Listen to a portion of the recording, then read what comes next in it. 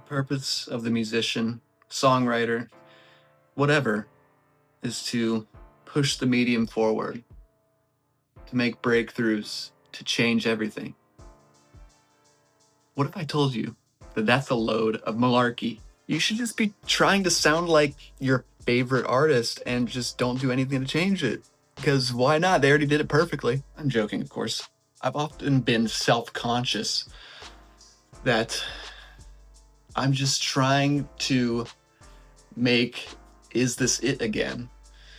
Because, I don't know, I want that sound to be more part of me, or to just keep that thing alive. So I'm gonna dive right into my self-consciousness and just do that as closely as I can. It won't get it out of my system, but, whatever. It is my firm belief that the musician, the songwriter, should just make what they want to hear. And unfortunately, what I want to hear right now is not something that will push the medium forward. It's not something that's never been heard before. It's something that is completely overdone by everybody, because I know I'm not the only one that is so enamored with that record. Everybody's trying to get to that thing. So for this song, I've actually made a demo because I just couldn't help myself. I knew I wanted to make a video, but I really wanted to hear what it was like to make sure I wasn't crazy. Basically, what I'm going to try to do is mix this song as close to Hard to Explain as possible. So I've spent the past couple weeks trying to nail down the drum sound. This is what it sounds like.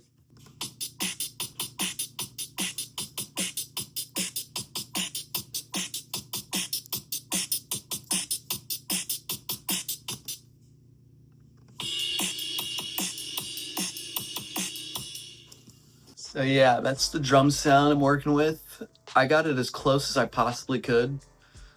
I listened to the isolated drums. There are some videos of, this song with all the isolated instruments. The only part of the song that gets you a really good sort of feel for how the drums actually sound by themselves, though, unfortunately, because AI technology is not to the point, at least not in civilian hands, that it can separate it so cleanly while the other instruments are playing. But at the very beginning of Hard to Explain, the intro has the drums by itself. So I studied that 5 to 7 second portion quite intensely, and that's what I got. I know at least one person may comment how I achieved this sound. And there is a Gordon Raphael interview that doesn't directly show you how to do it in Logic, of course, but he does talk about how he achieved it in so many words and details. And I just tried to adapt that within my audio interface, my audio workspace, to achieve the closest possible result.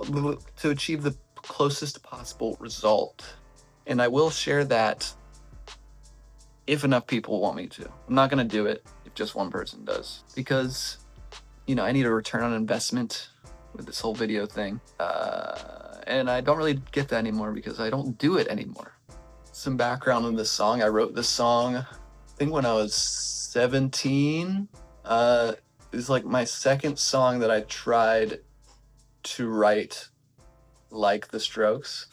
And it's a melody that I've never really gotten out of my head. That was, if I did write it when I was 17, that was 10 years ago. I have no sister, I have no brother, I have no friend, I have no lover. There are no days now, there are no breakdowns. So a lot of that downstrokey kind of stuff. And a song like this goes to show the lyrics don't really matter, because the first line is, I have no sister, and I do have a sister. So I guess I'll just record it now. I don't know what else to do. I don't have much to say. As far as guitars go, this is going to be my Albert impersonation machine. You know, he usually is on the neck pickup or the center. I can't remember what I did in the demo.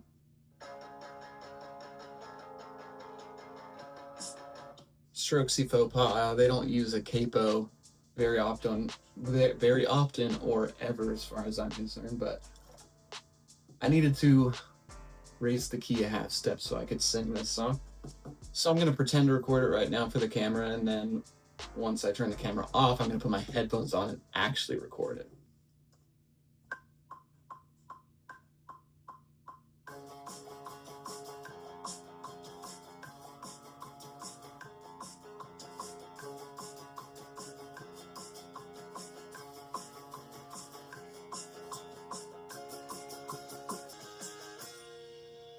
Man, couldn't ask for a better take than that. For Nick's part, I unfortunately don't have access to an Epiphone Casino or similar contraption. So I'm going with my P90 loaded Mustang. Gets close enough. The pickups are a little pokey. I might need to work with it a little more in terms of EQ.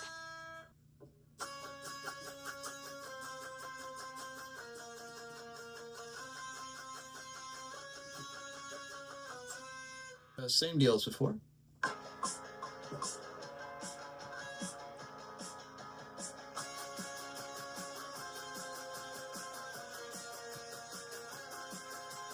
So that's guitars done. I think I'm just gonna keep the bass part that I did on the demo for the actual thing because it sounds fine. Suffice to say, it's just a lot of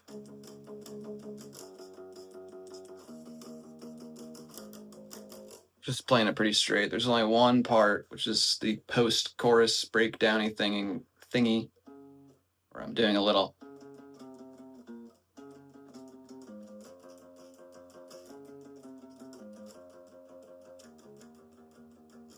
It's just a little lick. Anyone with a bass can do that. When mixing the bass, I've been really trying to kind of get away with only focusing on the low end because I feel like that gets rid of the character of the particular bass you're using itself. I don't know. That's just a little side note. As far as guitar effects go, I'm not using any distortion within Logic. I'm instead using my actual pedal board. So for Albert's guitar on the right, I just have that on pretty low. And for Nick's guitar, I just have that on pretty high. And both those together get a pretty saturated sound. In the actual recording of Hard to Explain, their roles are kind of reversed compared to what I'm doing here. Albert's guitar is saturated, and Nick's is more just a crunch. But, you know, I looked at the guitar parts that I was doing, and I thought, you know, I assigned them accordingly to who I think would be doing those parts. I don't know. After listening back a few times, I've decided to go ahead and record Nick's part on this guitar because with all that distortion, the Mustang just sounds too pokey, and the high mids were just a little too harsh for me. I don't know if there was just an EQ problem on my part, but that's what I'm doing. Yeah, all that's left to do is sing it. It's kind of late, so I'm probably not going to do it tonight. So I'm going to try and do a cool transition. As it turns out, the specific tones of the guitars has been one of the biggest challenges of this process. Really, the tones of everything. I guess it's because I've never tried to be so exacting in my emulation of another sound. I think I've gotten as close as I'll probably hope to get with my skill set. So, I guess I'll try to explain it. The guitar sounds are the whole thing is mid heavy, sort of highish mid heavy in the audio spectrum.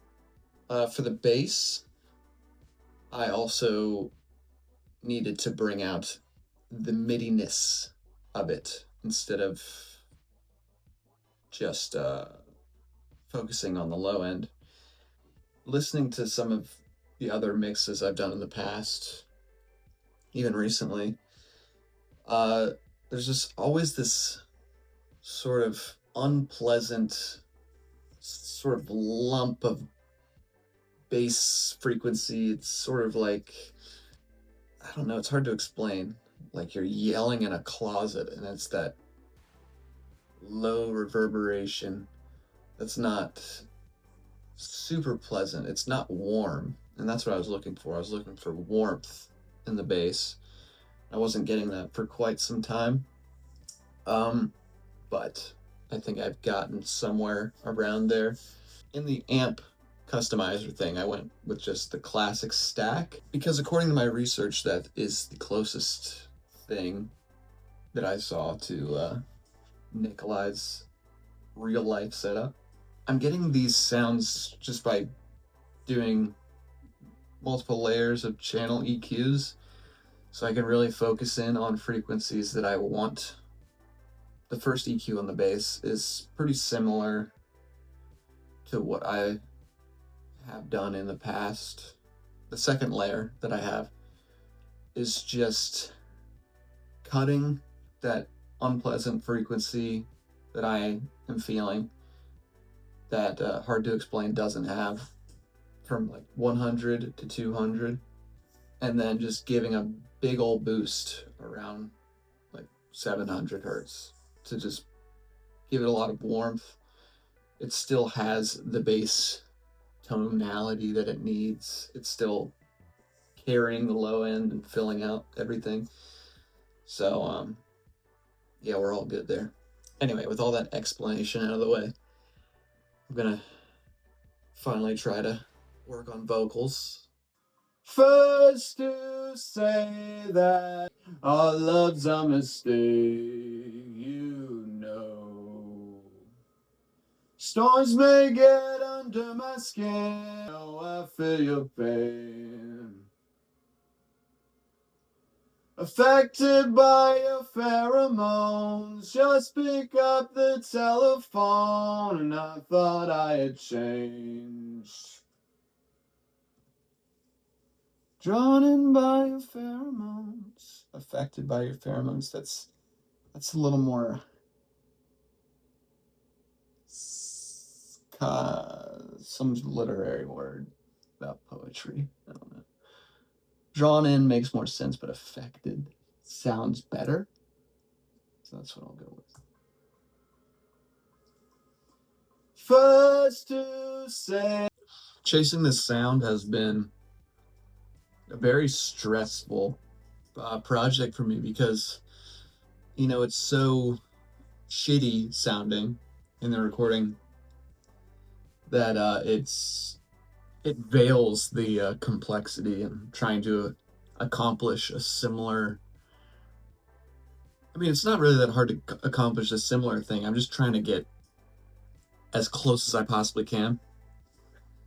And if I'm not quite there, I start to hate myself.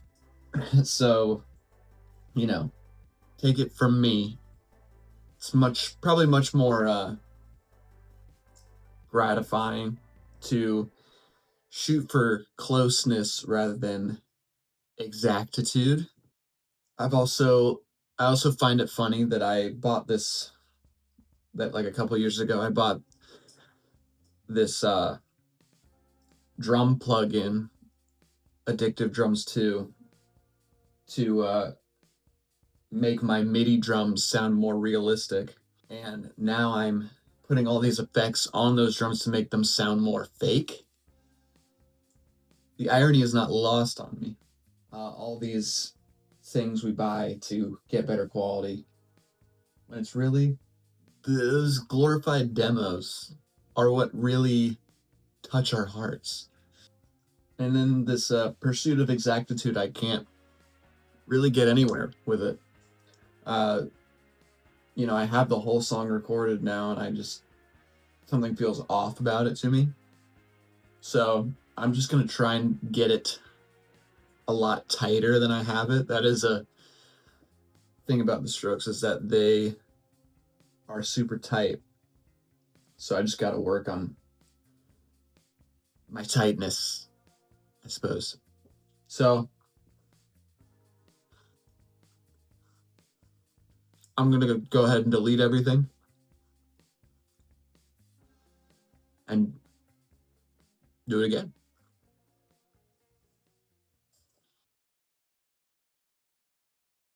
I have no sister, I have no brother, I have no friend, I have no lover. There are no days now, there are no breakdowns. I need something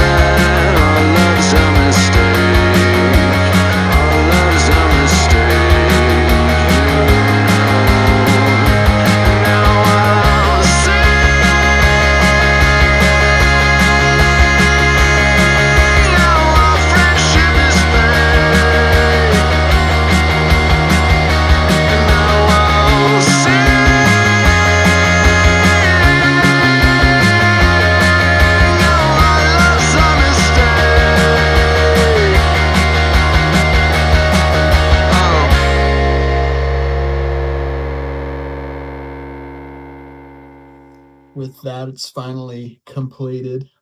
There were some changes that I made ultimately when it came to getting the final version down. I kind of swapped whether Albert or Nick played whatever part. It doesn't really matter. It's all about getting a trebly MIDI tone. Yeah. Switch some stuff. Switch to this mic instead of that mic.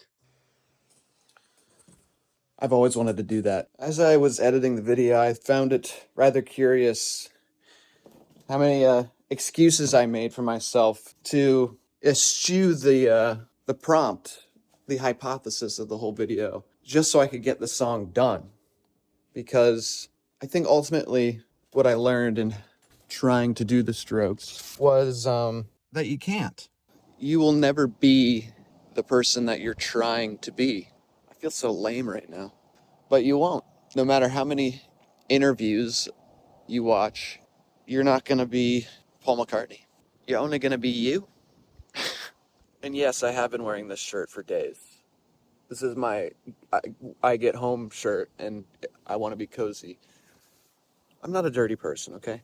There's only a couple musicians I know who aren't chasing the dragon like I do, like many musicians I know do. And it's not because it doesn't make you a worse musician, I think, because you're chasing that dragon. It's just so hard to not do because you want to love what you make. You think in order to love what you make, you have to try to remake what you love. And you're never going to get there. That's perhaps one of the great burdens of being an artist is that what you create may never make you feel the way that the art that made you want to make art yourself made you feel. I don't know. Anyway. It's finally done. I hope you enjoyed this. I'll try to make more videos. Here's a coda.